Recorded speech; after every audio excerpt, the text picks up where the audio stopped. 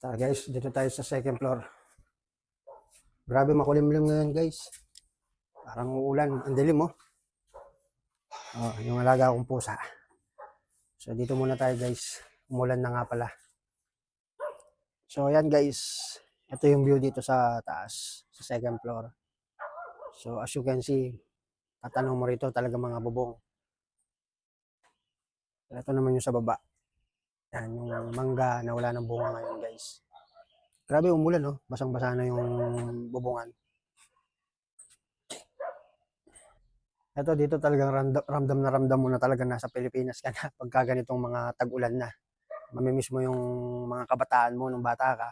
Pag naglalaro ka sa ulan, naliligo ka sa ulan, kasama ng mga kaibigan mo. So yun nga lang, minsan pag malakas na malakas ang ulan, nagba-brown out, pinapatay yung ilaw. Kaya naman kasama na yun, pag nag-brown out, dapat i-ready mo na yung mga flashlight. Hindi tulad sa South Korea, kahit bumagyo ng bumagyo doon, hindi mawawalan ng kuryente. Bihira o sa 13 years ko sa South Korea, di ko pa naranasan na magkaroon ng brownout sa South Korea. So, kumusta guys? Sa mga solid kabulol natin dyan, shoutout po lahat sa mga nagpapa-shoutout. So, kumusta? Anong balita dyan sa South Korea? So, sa mga bagong dating dyan, nakakaranas ng mga matinding kapag subukan ng buhay. So, normal lang yan sa buhay natin, hindi maaalis yan. Lagi nyung tatandaan. Kung ayaw mo ma-stress, hindi ka magtatagumpay. Kung ayaw mo mapagod, mahirapan. Kaya dapat kapag nag-abroad ka i-ready mo dapat yung mentally, physically, emotionally mo. Lalong-lalo na yung likod mo. Talagang unlimited yung mararamdaman natin ng sakit ng katawan dyan. Ako nga, nung nasa South Korea, hindi na mabilang yung nabibili kong Salonpas spray. Dahil araw-araw sumasakit ang likod ko. Araw-araw din ako nag-spray sa likod nun. Kaya bumili kayo nun, mabisa nun Salonpas. So, sasabihin nyo sa Yakbok dyan sa South Korea. So, well, ito guys, ito yung buhay natin ngayon. Napakasarap talaga sa pakiramdam na eto, simpleng buhay lang ang hinahangad natin, hindi ako naghahangad ng higit pa. Kontento ako kung anong meron ako ngayon. Basta kagaya ng sabi ko, nakakaraos sa araw-araw, nakakain tayo ng 3 beses sa isang araw. So, malaking bagay na yon. Kasama natin yung pamilya. Lalong-lalo na kasi, ay nakabukod na kami, yung bahay na to, up and down. 3 lang sila. Yung panganay ko, yung bunso ko anak, tsaka yung asawa ko. Kaya kapag sumakay na ng barko yung anak ko, nag-training siya ng 1 year, bali 2 na lang silang maiiwan dito. So, medyo nag-aalala din ako. Kaya, ganyan din akong nag-for good na para may makasama naman sila kahit papano rito. Yung safety kasi nila, yun ang lagi ko sinisecure talaga. So, tingnan mo nga naman ang pagkakataon dati, nung nasa South Korea pa ako, pag ganito yung panahon, umuulan, o kaya naman ganitong oras na summer, pag wala kaming pasok ng Sabado, nagja-jogging tayo doon, paikot-ikot lang tayo doon sa likod ng factory natin, yung walang kamatayang place na lagi kong iniikutan sa mga solid at nakasubaybay sa akin, napapanood po ninyo to. So, eto ngayon kung anong meron ako. So, malaki yung naging papel na ginampanan ng pag-abroad ko sa South Korea. So, ang South Korea ang nagbigay sa akin ng lahat ng mga bagay na nakikita nyo, yung napapanood nyo sa mga videos ko. Binago niya ako dun sa bata noon na inakala na walang patutunguhan, walang magandang kinabukasan, walang mararating, walang maabot sa buhay.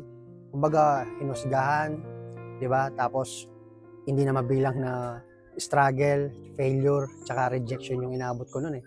So ngayon, totoo nga naman yung kapag may napatunayan ka sa buhay, magbabago at magbabago nga naman ang tingin sa'yo ng mga taong walang bilib sa'yo nun. Kaya kung nandiyan ka sa South Korea, hindi man nasa ibang bansa ka man napapanood mo to, bulatin yung mga taong walang bilib sa'yo nun. Yung mababa ang tingin nila sa'yo, minaliit ka. Patunayan mo na kaya mo baliktarin, ibalik sa kanila yung mga bagay na binitawan nilang salita sa'yo. So, yun ang ginawa kong gasolina nun eh. Dumaan din ako sa matinding hindi na mabilang. Kaya ngayon, sa edad kong to, although kaya ko pa naman eh, pero mas pinili ko ng mag-for good. Dahil sa tingin ko kasi, bata pa ako, namulat na ako sa kahirapan. Masasabi ko sa sarili ko na tapos na ako dun sa may parang may gusto pa akong patunayan, tapos na ako dun sa pahirapan, pasipagan, pagalingan, ano mo yun? Yung tapos na ako dun eh. Nasa yugto na ako ng buhay ko na gusto ko naman ibigay yung time ko para sa family ko. Sa asawa ko lalo na siya yung for how many years since day one na nag-asawa kami, talagang ang hirap kung balikan mo yung mga alaala na kung saan kami nagsimula ng misis ko, talagang mahirap. Hindi lahat sa edad na yun eh makakapag-survive. Kaya isa rin sa blessing niya na binigyan tayo ng Diyos, ng makakapartner sa buhay, na kung ano yung kulang sa akin, siya yung nagpumuna. Kumbaga napunan niya yung mga bagay ng pagkukulang ko, napalaki niya ng mabuti yung mga anak namin. higit sa lahat yun naman talagang pinaka-importante. Aanin mo yung madaming pera kung wala ka namang uuwihan. Kaya number 1 yan pag nandiyan kayo sa abroad, mahalin niyo yung pamilya niyo kasi sila naman ang pangunahing dahilan talaga kung bakit tayo nag-abroad sa mga may pamilya na diyan. Dahil walang umaasenso sa mga bagay-bagay na pag nagloko ka, nagsugal ka, sayang lang yung oras mo. Huwag ka nang magpakapagod, umuwi ka na lang. Parang yun na lang ang best advice na may bibigay ko po sa inyo. At for now, kagaya na sabi ko sa inyo, tiyagaan nyo lang guys. Sino ba makakakala? Bulol talaga. Sino bang mag-aakala? Dati lagi kong tinitingnan yung ulap sa kalangitan.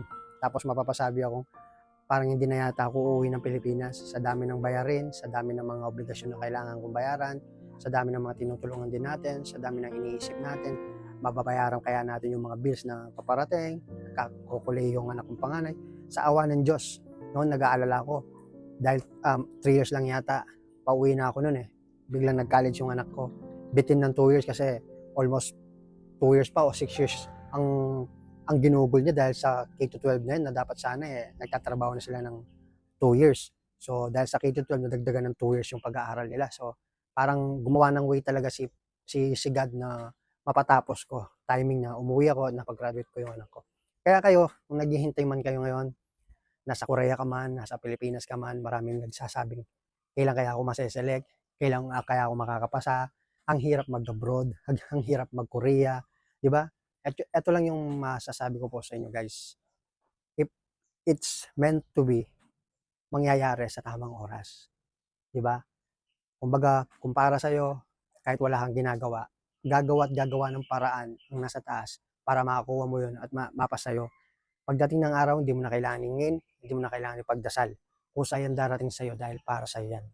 Yung mga nakikita nyo sa iba, na sinasabi nyo yung mga kaibigan nyo, nauna na sila, nauna nakapagpatayo ng bahay, maganda na yung buhay, hindi yan kabawasan sa blessing na para sa'yo. Marahil mas hinahanda pa tayo ng nasa taas sa ikabubuti natin, hindi sa ikakasama po natin. Lagi nyo po yung tatandaan kasi maraming mga iba dyan na nawawalan na ng gana, nawawalan na ng pag-asa, akala nila napag-iwanan na talaga sila. Pero hindi. Hindi pala ninyo alam, isa yung sign na pagsubok na kailangan nyo malagpasan sa buhay. Ganun din naman lagi kong ginagawa. So, nandiyan ang Diyos, napakabuti niya, alam niya kung saan tayo mapapasama at mapapabuti. So, tiwala lang. So, ngayon, ito yung buhay ko ngayon. Hatid sundo yung anak ko sa eskwelahan, tinutulungan yung asawa ko sa gawaing bahay, at the same time, nagsa-side hustle tayo, sideline, nagbabuy and sell. So, pag sumakay na yung anak ko, 3 na lang kami. So, nakakaraos lang sa 3 beses nakakakain sa isang araw. Okay na kami doon, wala nang may sakit, yun ang higit na importante. So, yun lang, piliin lang natin lagi yung mga bagay na deserve natin. Huwag natin hingin masyado yung sobra-sobra. So, napakasarap lang sa pakiramdam, nakaka-overwhelm sa sarili. Dati, nung nag-umpisa ako, bago ako mag-abroad, nakikituloy lang kami sa lola ko dun sa isang napakaliit na sulok na kwarto. Pero shoutout sa kanya, hindi ko na siya naabutan, hindi na niya inabutan yung time na nakapag-Korea ako. Sana kahit papano, nakabawi man lang ako sa lola ko. Pero ganun talaga, marami pa namang ibang paraan para makabawi ako sa kanya. Yan, so dati, pinapangarap ko lang magkaroon kahit maliit na bahay. So hindi ko sukat akalain na ibibigay sa atin ng nasa taas. Higit pa sa mga bagay na pinagdasal natin.